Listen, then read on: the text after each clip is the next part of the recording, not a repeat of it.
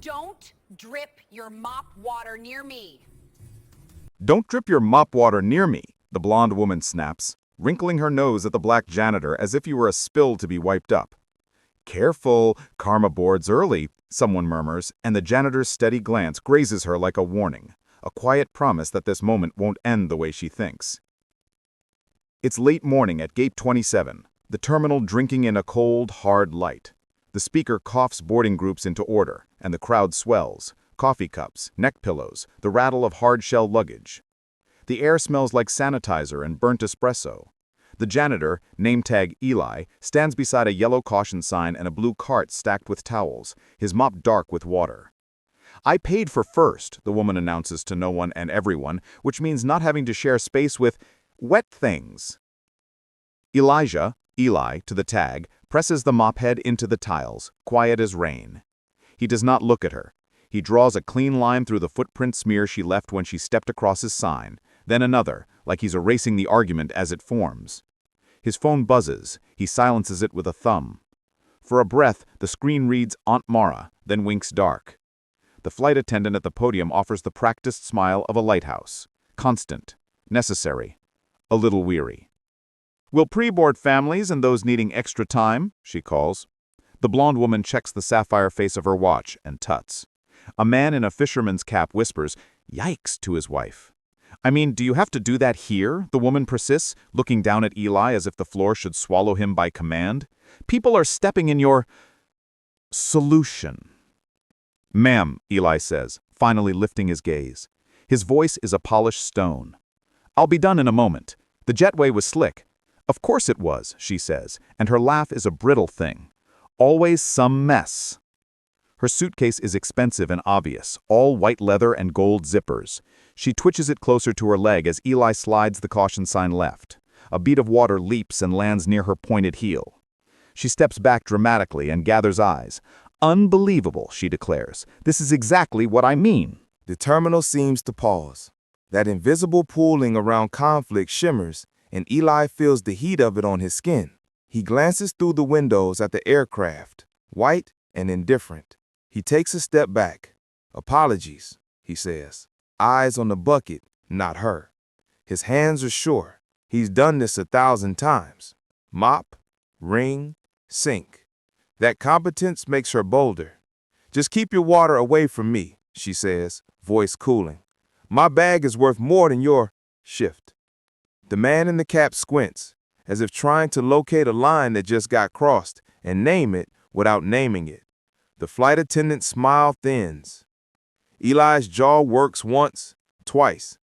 A swallow more than a clench. He plants the mop into his cradle and returns to the line he started. His shoulders stay easy, but the tendons in his hands are strung tight. He doesn't answer. He clears the square by the podium and pulls the sign across the damp seam on the floor. A gate agent appears by the printer. "We'll begin boarding Group 1 in 2 minutes, she says, eyes scanning faces. She lands on the blonde woman's blazer, bright as a warning flare. "Ma'am, we'll invite you shortly." "Wonderful," the woman purrs, already unzipping her passport wallet. "I trust I won't be placed next to any custodial issues. I'm very particular about my environment." The words hang like disinfectant. The boy raises his phone, then lowers it. His mother squeezes his arm. Eli wipes the last damp echo off the towels and rests the mop. He doesn't look at her. He looks at the plane, and there's something behind his eyes. Distance, or a horizon only he can see. The phone in his pocket buzzes once more and stills. Boarding begins, and the crowd reorganizes by invisible status. Belts click, bags squeak, the carpet swallows sound. The blonde woman is welcome first, her heels staccato on the jetway. Before she goes, she tips her chin at Eli, a coronation of contempt. "Some of us work to get places," she says. "And some of us keep those places safe," the flight attendant answers, before she can stop herself, a bead of steel in the syrup. It earns a blink from the woman, and 2 grateful looks from strangers. Eli exhales. He turns his cart a fraction, treading the boundary between seen and unseen. The engine outside hums a prelude. Inside, the promise of the day tightens like a knot, waiting for a pull. The jetway exhales metallic warmth, and the boarding line curls like a fuse. Whitney, blonde, lacquered, expensive, clicks ahead on red soles. Behind her, Eli folds the yellow sign, secures it to his cart, and slips toward the service door, moving the way people move when they're trained to be seen only as function. "Can we just fly?" a man mutters. At the threshold, Whitney turns, fixing the flight attendant with a smile that bites. "If there's any seating confusion," she says, letting irritation glitter, "I expect it handled. I've had enough puddles for one day." "Welcome aboard," the attendant replies. Eli takes a narrow service hatch that parallels the jetway. He's walked it 100 times.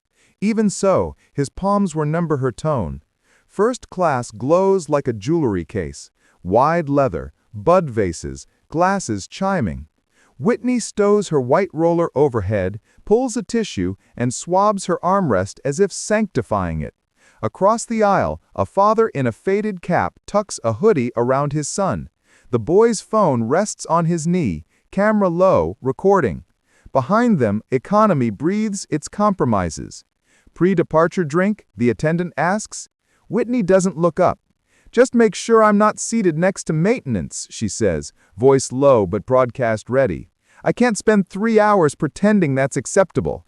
The aircraft door is still open. The cockpit door is too, revealing a jaw of screens. A co-pilot leans out, tall, composed, and asks for coffee. The attendant nods. Eli keys into the forward galley, nodding to the attendant, who's scanning a manifest. "Forward lav call," he says. "Spill." She steps aside without the performance of kindness, which is better than kindness. He slips into the lavatory, where trapped heat smells like lemon and nerves. A puddle winks on the sink. He blots, wipes, polishes, the ritual that keeps strangers safe without their knowing. Outside, Whitney presses her call button. "Is this normal in first?" she asks, when the attendant appears. "Now? I paid to avoid distractions." "He'll be quick," the attendant says. "I'm not worried about speed," Whitney answers. "I'm worried about standards."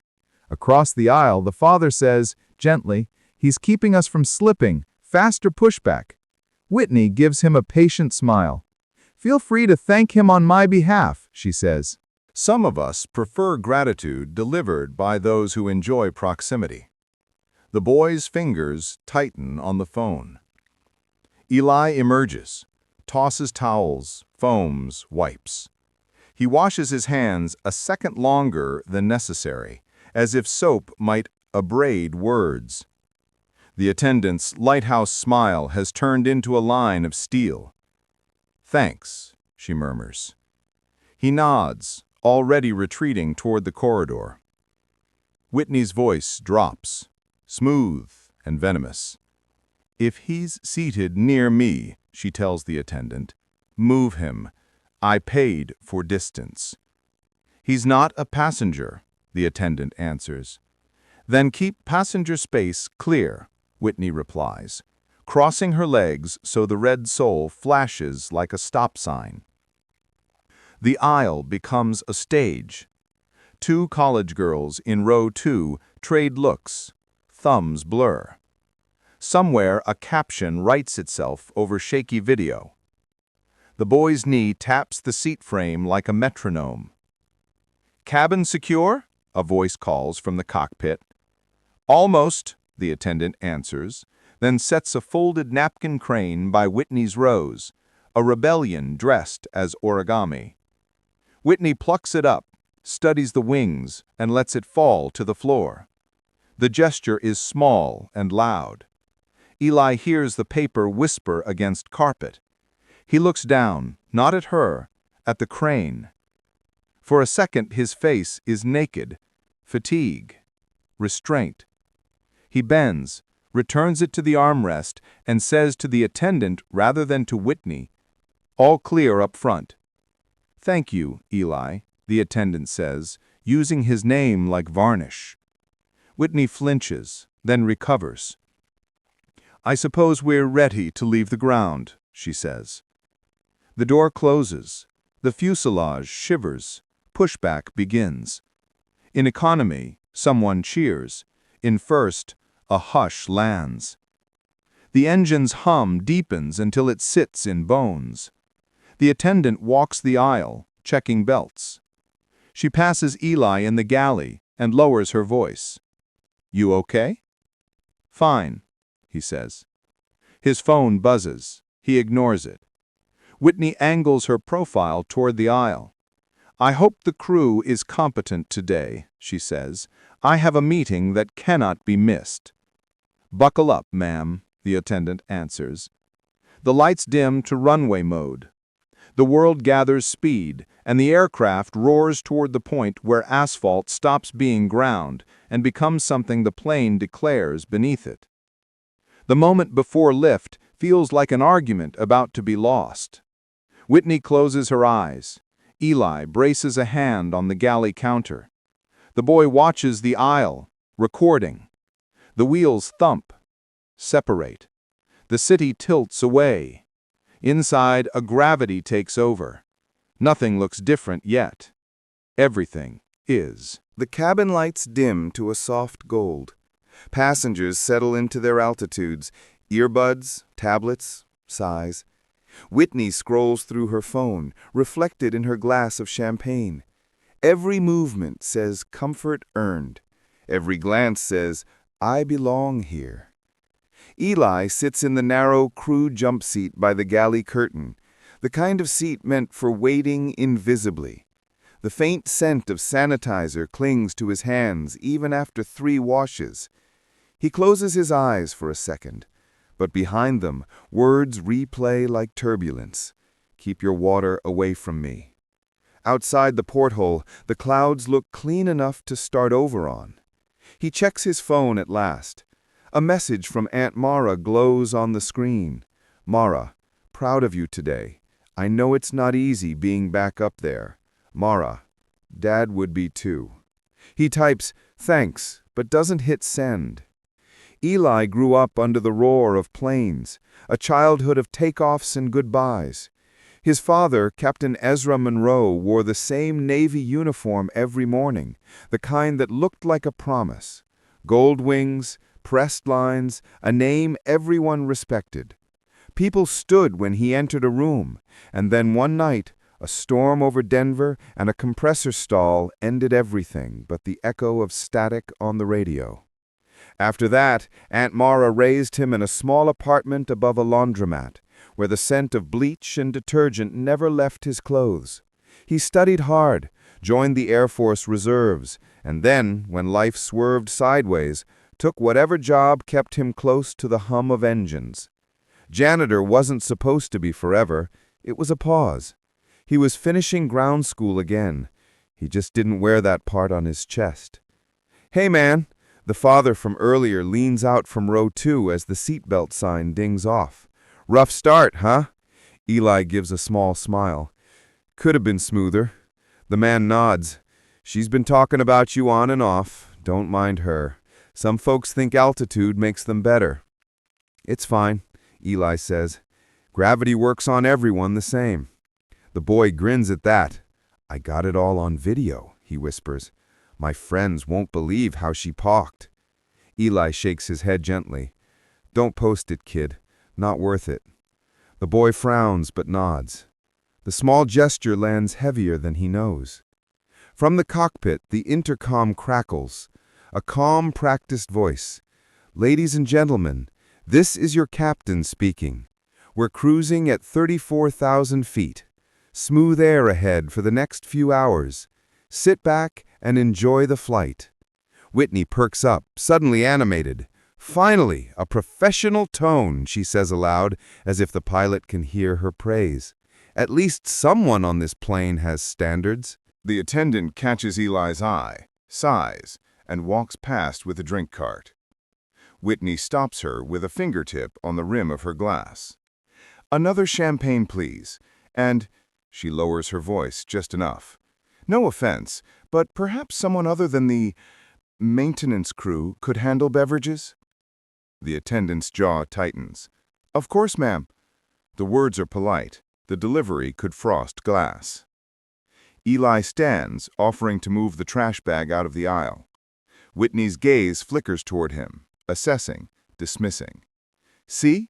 At least he's useful, she murmurs, not quite under her breath. He doesn't look at her, just knots the bag, quietly precise. In the galley, he breathes, counts. 1, 2, 3. Then the captain's voice again, low, distant, warm through the door. He's talking to the first officer. The rhythm of professional ease, the kind Eli grew up listening to. For a moment, his chest fills with that old ache. A turbulence bump ripples through the cabin. The seatbelt sign blinks. Whitney clutches her bag. Nothing to worry about, the attendant says, steady. Whitney forces a smile, though her knuckles pale. I simply hate being reminded the laws of physics are democratic. The attendant moves on. Eli glances at the cockpit door again. The co-pilot steps out, tall, sandy-haired, clipboard in hand. Hydraulics check, routine, he says to Eli, who's already fetching the toolbox from the galley cabinet. The co-pilot nods approval. Whitney watches, intrigued in spite of herself. Oh, she says, you actually fix things too. I assumed mopping was the full skill set. Maintenance certification, Eli replies, evenly. Keeps me around when something jams. Her eyes narrow. Certification. In what, exactly? He could tell her. Avionics, mechanical systems, flight theory, but he doesn't. Instead, he just smiles, that quiet smile that unsettles people used to hierarchy. A little of everything, ma'am. She studies him for a beat longer than comfort allows, then looks away. Well, at least someone's working. The co-pilot finishes his check and disappears again. The cabin returns to its lull. Eli wipes down the counter, methodical, breathing in the hum of the engines like an old hymn. His reflection in the metal wall looks back at him, a man both inside and outside the world he was born for. He scrolls once more through his messages. Below Aunt Mara's texts is another unread one, from Regional Flight Academy. Congratulations, Elijah Monroe. Your final assessment has been approved. Provisional pilot certification granted. Report Monday for uniform fitting and simulator orientation. The message glows. Quietly, his lips form a smile. Not pride yet, something smaller, steadier, patience finding shape. From the aisle, Whitney sighs dramatically. I swear, she says, if we're delayed even a minute, someone's getting fired. Eli looks at her reflection in the stainless steel panel, and this time, something behind his eyes shifts. Not anger, but knowledge. Monday is closer than she thinks. The air at 34,000 feet has a strange stillness, thin, electric, ready to fracture. Whitney reclines, her champagne bubbling lazily while the plane hums with quiet motion. The seatbelt sign has gone dark, but tension hasn't. It lingers, invisible, like static before lightning. She checks her reflection in the small handheld mirror, smooths a curl into place, and glances toward the galley where Eli works, wiping counters and folding towels with monk-like patience. Every movement of his hands annoys her. Too calm, too sure, as if he doesn't understand his position. Excuse me, she says sharply. You missed a spot. Eli looks up. There's no spot, only the gleam of metal. Where, ma'am? Right there. She points, tapping her manicured nail against the counter edge. It's sticky. He takes a fresh cloth, wipes the area once. Better? She inspects, then shrugs. Barely. Standards really are slipping. He nods. I'll note that, ma'am. The way he says ma'am, neither deferent nor defiant, makes her jaw tighten. She wants him flustered, wants a reaction that confirms what she already believes about him. The flight attendant, Cassandra, approaches. Ma'am, would you like another drink? Whitney's smile reappears like a mask. I suppose. And perhaps next time, tell your colleague to bring a cloth that actually cleans. Eli's doing his job just fine, Cassandra replies, softer than steel, but sharper than ice. Would you prefer sparkling or still? Whitney's eyes flash, sparkling, always. She takes her glass, eyes flicking between them. You people seem very protective of your janitor. Cassandra leans slightly forward. We're protective of professionals, ma'am. That's when the whispering starts. A few passengers nearby have caught pieces of the exchange. The boy with the phone watches intently. The father murmurs, "Let it go, lady." But Whitney's ego is a live wire now, buzzing, exposed. Professionals, she laughs, incredulous. He mops floors. Don't act like that's comparable to, she gestures at herself, actual responsibility. Eli's eyes lift then, steady as the horizon. Everyone's got a job that keeps the world clean, he says. Some just make bigger messes than others. Gasps flicker through the cabin. Cassandra hides a grin behind her hand. The father lets out a low whistle. Whitney freezes. You dare speak to me like that? She says, each word clipped, crystalline, trembling with fury. I didn't mean offense, Eli answers quietly. Only truth. Truth, she repeats, laughing sharp enough to draw stares. Let me give you truth. You'll never be more than what that uniform says. You think wiping metal makes you their equal?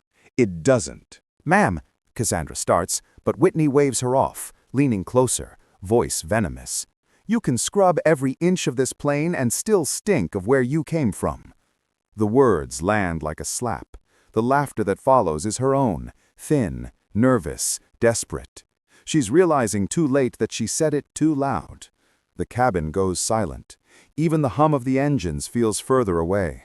The boy stops recording, jaw slack. Cassandra's face drains of color. Eli doesn't move. For a heartbeat, he's made of stone. Then he simply straightens, folds the cloth in half, and places it neatly on the counter. Understood, he says. His voice doesn't shake, but something behind it does. Something powerful held in check. I'll give you space. He turns, walks toward the rear galley. The silence behind him trails like exhaust. Whitney exhales, expecting applause or at least validation. None comes. Instead, she feels the weight of every gaze pressing in. The father shakes his head slowly. Lady, he says under his breath, you just buried yourself. Cassandra lingers beside her, voice now stripped of all civility. I'll remind you, ma'am, that verbal abuse of crew is a reportable offense. Whitney's face reddens. Abuse? I simply told him the truth. Then you might want to check what truth sounds like to everyone else, Cassandra says, walking away. Whitney sits back, furious, humiliated, her champagne trembling in its stem. She pulls out her phone, opens her social feed, a reflex. Comments, followers, admiration. She needs that digital oxygen. She composes a post.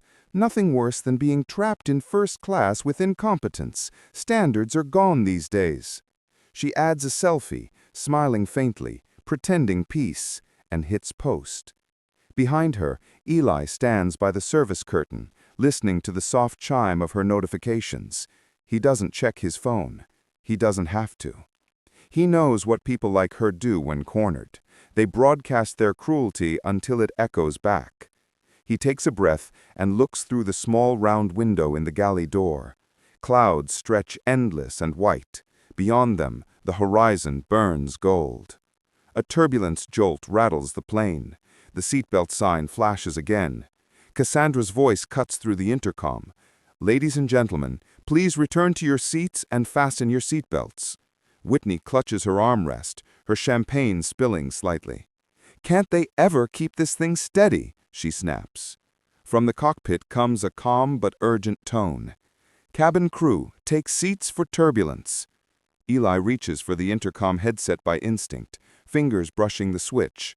He hesitates, then lowers it. Not yet. Outside, thunderheads bloom like bruises on the horizon. The aircraft shakes again. The boy's phone begins recording once more. Not drama this time, but uncertainty. Whitney glares toward the cockpit door. "Honestly, what are they doing up there?" Cassandra's voice answers over the speaker, even and calm. "They're keeping us safe, ma'am." Whitney doesn't notice the faintest smirk tugging at Eli's mouth. She doesn't realize that the voice she just insulted, the one guiding this aircraft through the storm, is more familiar to him than his own reflection. And soon, the storm will give him the chance to prove it. The plane trembles again, this time harder, deeper. Luggage rattles overhead, a metallic percussion that makes hearts stutter. The aisle lights flicker once, then again. "Cabin crew, be seated," comes the captain's voice, calm but sharper now, clipped by turbulence. Whitney gasps and grips the armrest, her polished nails digging into leather. "This is ridiculous," she cries out, pitching her voice above the groan of the fuselage. "Why aren't they doing something?" The father across the aisle mutters, "They are." Eli, still strapped into the jump seat by the rear galley, feels the vibration through his bones. It's not just turbulence, it's a pressure fluctuation, a shift. Something small but wrong. The pitch of the engines isn't quite right. He knows that sound. He studied it, memorized it, lived it in simulators. The flight attendants exchange looks. Cassandra's face is composed, but her eyes flick toward the cockpit. She picks up the intercom handset, listens, nods once, then sets it down with deliberate care.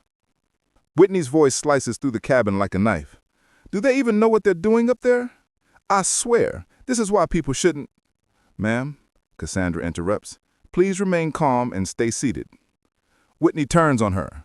"Don't tell me to be calm. I pay more for a reason. I want someone competent flying this thing, not another—" She stops herself mid-word. But the silence after it says everything she didn't. Eli exhales slowly, his fingers gripping the straps across his chest.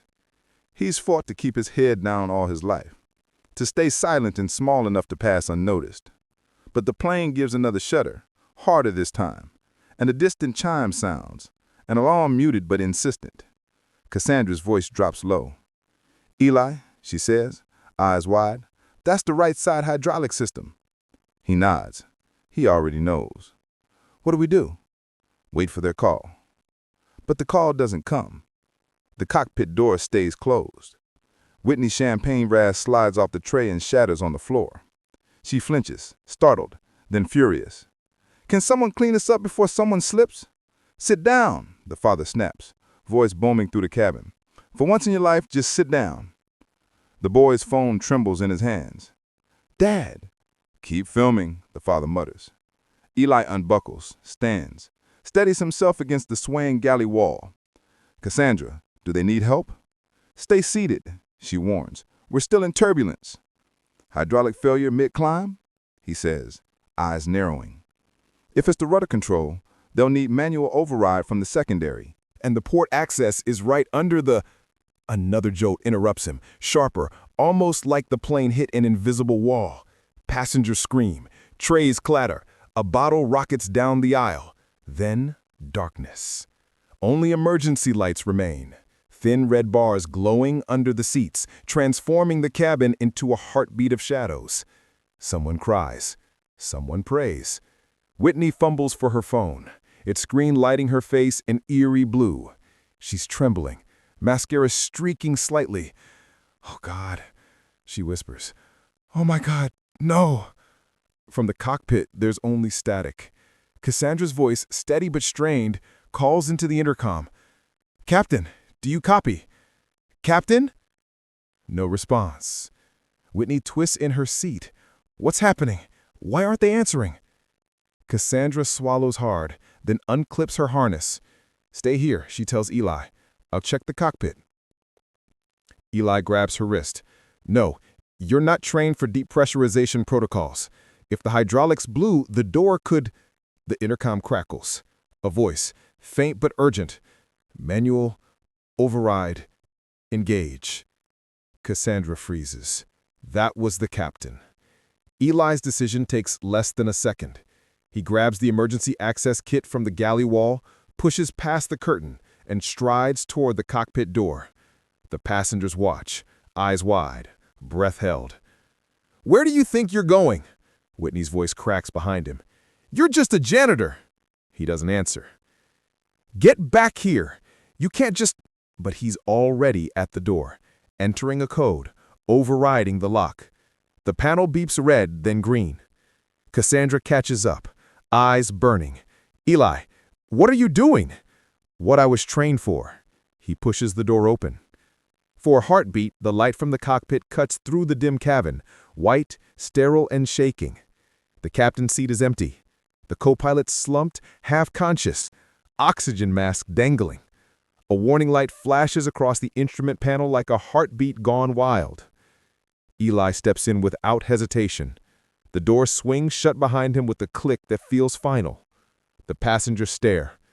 The father murmurs, "Oh, damn." Whitney blinks, disbelieving.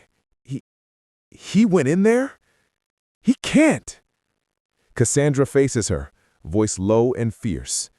"You should sit down now, ma'am." Whitney's breath comes fast. He's not a pilot. He's a cleaner. Someone stop him." But no one moves. Inside the cockpit, Eli slips the co-pilot's headset on, his fingers already dancing across switches. His voice comes calm, precise. On the intercom, "Flight 287, this is First Officer Monroe. I have control." The words freeze the cabin. Cassandra covers her mouth. The father exhales, whispering, "Monroe?" Eli's voice continues, even professional. "We've lost right side hydraulics. Declaring emergency descent to 10,000 feet. Stay seated. We're not done yet." In the first row, Whitney trembles. Her mirror falls to the floor and shatters beside her shoes. And for the first time all day, she doesn't say a word. The storm outside claws at the fuselage, painting the windows with lightning. The plane dips, rises, steadies again under invisible hands. Passengers cling to armrests, breath sinks to fear. But in the cockpit, calm lives like a heartbeat. Eli, no longer janitor, not anymore, moves through the controls with the certainty of muscle memory. The headset hums with static and a distant voice from air traffic control. "Flight 287, respond if you can. We're tracking hydraulic failure. Identify pilot in command." He presses the transmit button. "Flight 287, First Officer Elijah Monroe, responding. Taking command. Beginning emergency descent through flight level 280. Request vector to nearest suitable airport." There's a pause. Then, "Monroe." "Copy that." "Wait, Elijah Monroe?" "Affirmative," Eli says, adjusting the trim. His voice stays level, but in his chest, his heart pounds with quiet thunder. "The same." "Copy instructions." "Stand by, Monroe," the controller answers, voice tinged with recognition. "Good to have another Monroe in the air again." For a moment, Eli can't breathe. He glances at the nameplate above the instruments. Captain Ezra Monroe. His father's old plane type. His father's ghost whispering through metal and memory. He steadies himself, eyes fixed on the horizon. In the cabin, Cassandra moves swiftly between rows, voice calm, composed, the rhythm of professionalism. "Ladies and gentlemen, the situation is under control. Please stay seated and keep your belts fastened." The boy from row 2 is filming again, hands shaking. The camera captures Whitney's pale face as she stares toward the cockpit door, frozen, disbelieving. He said, "Monroe," the father murmurs. "You hear that?" The boy nods, whispering, "Like the pilot in that old story, the one who saved that flight years ago." Whitney turns sharply. "What are you talking about?" The father looks at her, eyes cold. His dad, Ezra Monroe. He died saving 200 people when his plane lost both engines over Denver. That's his son up there. Whitney blinks rapidly, as if trying to process a foreign language. "That can't be true. He's a janitor." The father leans back, voice low. "Guess some uniforms mean more than you think." Lightning flashes through the window, bleaching every face in white. Whitney presses a trembling hand to her mouth. "No," she whispers. No, that's not. He can't be. But the plane answers her, banking gently, steady under Eli's touch. In the cockpit, the co-pilot groans, steering. Hydraulics? Bypassed, Eli says. We've got partial control. The man blinks, trying to focus. You. Who are you? Maintenance, Eli says with a small smile. For now. He resets the circuit breaker, recalibrates the pressure line, and adjusts the descent angle. The aircraft obeys, like a living thing, relearning its heartbeat. Air traffic control comes back.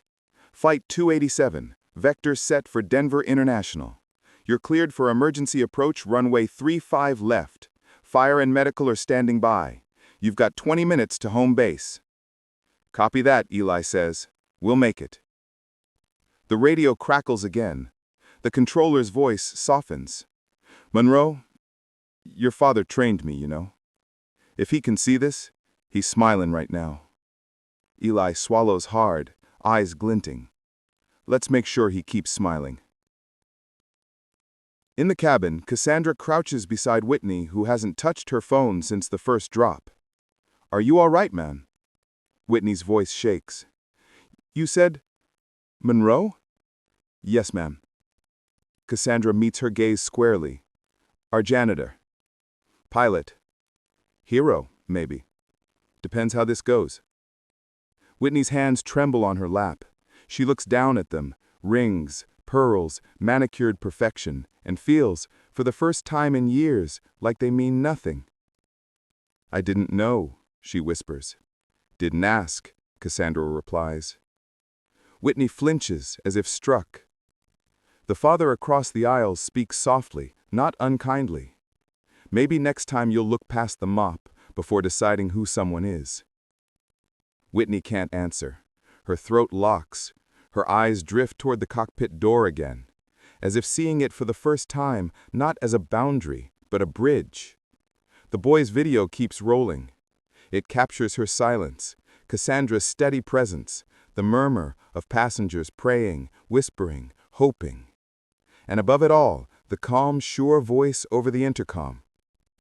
Ladies and gentlemen, this is First Officer Monroe. We're descending to 10,000 feet. We've regained partial control and are heading for Denver. Please remain seated and trust me when I say, we're going home. The cabin bursts into a fragile, trembling applause. Some cry, some laugh in disbelief. Cassandra closes her eyes for one long second, whispering a prayer of thanks. Whitney presses her palms together, for the first time, not in vanity, but in shame.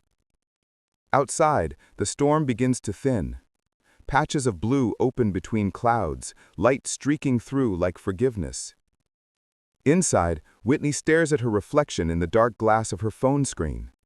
The woman looking back doesn't seem so sure of herself anymore. And behind that reflection, just faintly, she can see Eli's silhouette in the cockpit, framed by lightning, holding the plane steady against everything that tried to bring it down. A man she'd called less than her is the only reason she's still breathing. But the truth hasn't landed yet. It's still 30,000 feet above the ground, circling, waiting for impact. The descent begins, a slow surrender from silver altitude to trembling earth. The engines hum lower, steadier now, like the voice of someone who's decided not to panic. In the cockpit, Eli's eyes flick from gauge to gauge, hands steady on the yoke. Rain skates down the windshield in quicksilver veins. The world below appears in flashes, city lights smudged by cloud, a glint of highways curling like threads of mercury. Denver Tower, this is Flight 287, emergency approach, runway 35 left, he says into the mic. Roger, 287, you're cleared all the way. You've got priority landing. Wind shear at 8 knots, visibility low but stable. Keep her straight, Monroe. Copy that, Eli replies. He breathes in slow. His father's name sounds like an echo from another life. The co-pilot sits slumped beside him, mask on, conscious now, but dazed. You really know what you're doing? He manages. Eli smiles faintly. Had a good teacher. He glances at the small photo taped under the radar panel.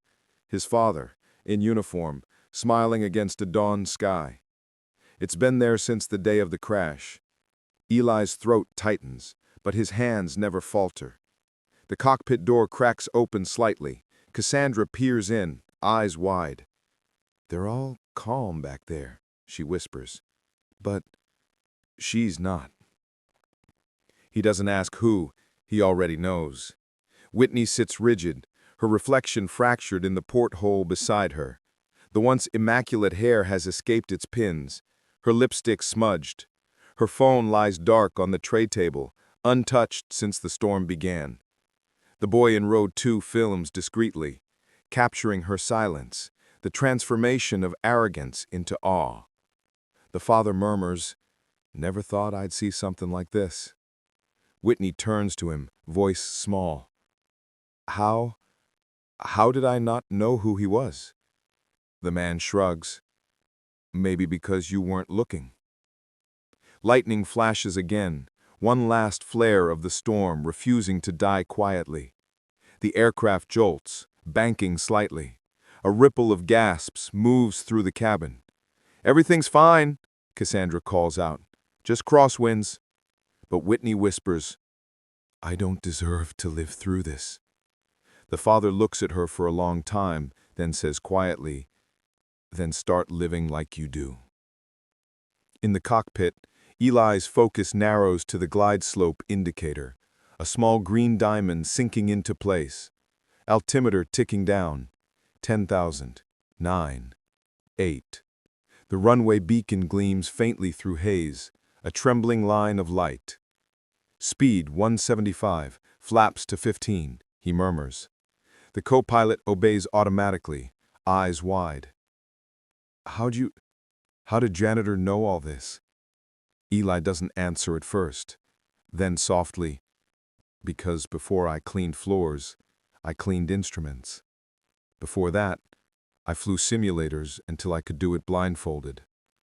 And before that," he swallows, "I watched my father die, keeping people like her alive." The co-pilot stares. "Ezra Monroe's your father?"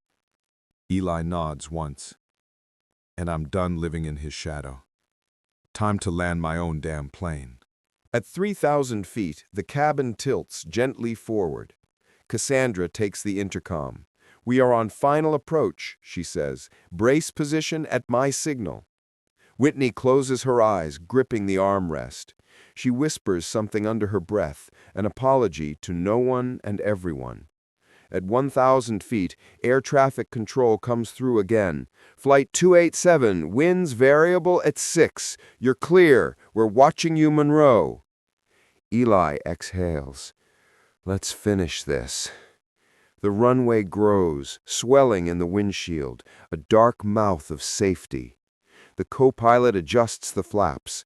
Eli steadies the rudder manually. The control yoke resists, vibrating with stress, but he holds it firm. The aircraft skims the edge of the storm, nose tilted like defiance. 500, the radio altimeter warns. 400, 3. Every passenger is silent now. No phones, no whispers, only breath and prayer. Whitney looks toward the cockpit, tears brimming. The man she called less than is the one holding her life in his hands. Her throat tightens, a sob caught halfway. The plane kisses the runway too hard. Tires scream. The fuselage shudders. Sparks glance from metal. Then contact. Roll. Deceleration. A beat. 2. Then the impossible stillness of survival. Applause erupts like thunder, raw and human and wet with tears. Cassandra laughs aloud, then cries, clapping her hands once over her face. The boy cheers. The father's eyes shine. Whitney covers her mouth, shoulders shaking, not from fear, but release. In the cockpit, Eli cuts the throttle, breathes out slow, and whispers, "For you, Dad." The tower's voice crackles in his ear. "Welcome home, Monroe." He closes his eyes for one moment, a single heavy tear catching the corner of his jaw before unbuckling and standing. The co-pilot murmurs, awed, "You just saved a plane full of people." Eli shakes his head gently. "No, I just did what I was born to do." Outside, rain drizzles down the windshield, soft now, like applause from heaven. In the cabin, Whitney stares at the cockpit door, trembling fingers pressed to her lips. The reflection of her own face in the window looks older, smaller, stripped of pretense. When Eli finally steps out, the plane erupts in gratitude, cheers, tears, disbelief. And Whitney, the woman who couldn't stand to sit beside him, sits frozen, watching as everyone rises to applaud the man she'd tried to erase. The truth lands harder than any turbulence ever could. Her words, her laughter, her superiority, all meaningless now in the shadow of his grace. And she knows, with a deep and hollow certainty, that the landing wasn't the only thing he just saved. The plane rolls to a final, shuddering halt at Denver International. Emergency vehicles swarm around it, red lights dancing on wet tarmac. Steam curls from the brakes. The night air smells of rain and kerosene. Inside, a stunned quiet settles over the passengers. The tension breaks, not with applause this time, but with tears, whispers, prayers whispered too late. Cassandra stands at the front of the cabin, microphone trembling slightly in her hand. "Ladies and gentlemen," she says, voice cracked with exhaustion, "welcome to Denver." The sentence, so ordinary, feels holy. Eli steps out from the cockpit, not in uniform, but in the same gray maintenance coveralls he'd worn since morning. Yet every head turns to him as if a captain had entered. For a moment, no one breathes. Then, as if one heart remembers to beat again, the passengers rise to their feet. The sound begins soft, one pair of hands, then another, and grows into thunder. Applause fills the fuselage, echoing against aluminum and hearts. Cassandra wipes her eyes. "That was one hell of a landing, Monroe." He nods, eyes damp. "Couldn't let Dad's name go down twice." From behind the seats, the boy from row 2 raises his phone high, recording through his tears. "Sir," he says shyly, "the whole world needs to see this." Eli smiles faintly. "Maybe. But start by seeing the people in front of you first." Then, movement near the front. Whitney rises slowly. Her knees tremble as if the ground beneath her isn't real. The woman who'd once demanded distance now has none left to hide behind.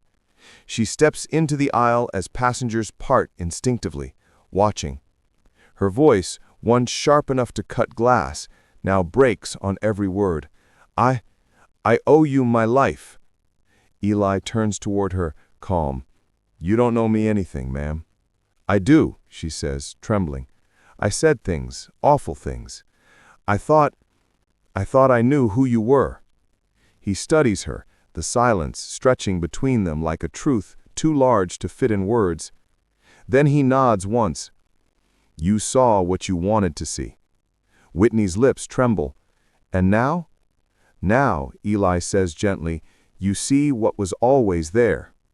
She stares down, the weight of shame pressing her small. "I don't deserve forgiveness." He glances past her, toward the window, where dawn is beginning to bloom in streaks of silver. "Forgiveness isn't something you deserve," he says. "It's something you choose to give." Her eyes glisten. "Why?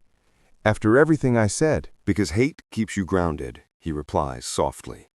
"And I've spent too long learning how to fly." The boy lowers his phone. No one speaks. The only sound is the faint hiss of the air vents, the distant growl of rescue trucks outside. Whitney nods, tears slipping freely now. "I'm sorry," she whispers, "for all of it." He inclines his head, nothing more. "Then let's call it even." She laughs through a sob. "Even? You saved me." "I just did my job," he says, finally. Cassandra places a hand on his shoulder. "Come on, Captain," she teases softly. "They're waiting for you out there." The word captain makes him blink. For a heartbeat, he looks like the boy he once was, standing in the doorway of his father's flight deck, watching a hero at work. Then he breathes, straightens, and follows her down the aisle. As he passes, passengers reach out, touching his sleeve, shaking his hand, whispering thank you in a dozen accents. Even the father and son from row 2 stand aside, saluting him quietly. Whitney sits again, hands clasped in her lap. The applause follows him all the way out the door, where daylight spills through the jetway like redemption. Outside, EMTs and ground crew crowd around. One of them, a silver-haired man with a clipboard, calls out, "You're Monroe, right? Ezra's kid?" Eli nods. The man grins. "He'd be proud." Eli looks up at the bruised sky, clouds thinning into pale light. "I hope so."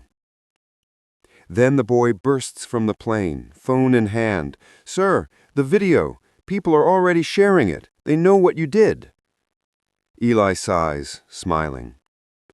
"Let them talk. I've got a flight school to get to."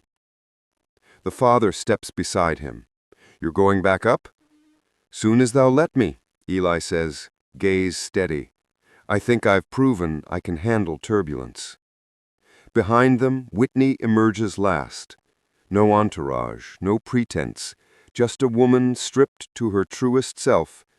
She hesitates at the top of the jetway stairs, then calls out softly, "Mr. Monroe."